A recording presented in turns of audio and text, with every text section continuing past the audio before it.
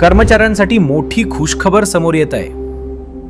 8वा वेतन आयोग आणि जुनी पेन्शन योजना म्हणजेच OPS बाबत महत्त्वाची अपडेट समोर आली आहे. केंद्रीय सरकारी कर्मचारी आणि पेन्शनधारकांच्या विविध मागण्यांवर नुकत्याच झालेल्या राष्ट्रीय परिषद बैठकीत सविस्तर चर्चा करण्यात आली.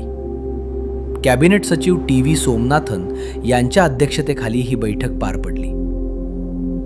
या बैठकीत सर्वाधिक चर्चा झाली ती 8व्या वेतन आयोगाबाबत. कर्मचारी संघटनांनी सरकारकडे किमान वेतनवाढ, फिटमेंट फॅक्टर, वार्षिक वेतनवाढीचे नियम आणि पदोन्नती प्रक्रियेत बदल करण्याची मागणी केली आहे.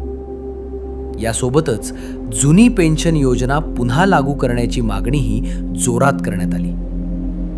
कर्मचाऱ्यांनी सरकारला विनंती केली की नवीन वेतन आयोगात OPSचा विषय आणि सध्याच्या पेन्शनधारकांच्या पेन्शनमध्ये सुधारणा यांचाही समावेश करण्यात यावा.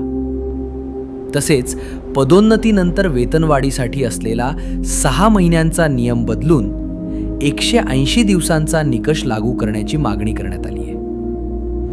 सरकारने या मागण्यांवर सकारात्मक निर्णय घेतल्यास लाखो कर्मचारी आणि पेन्शनधारकांना मोठा फायदा होऊ शकतो.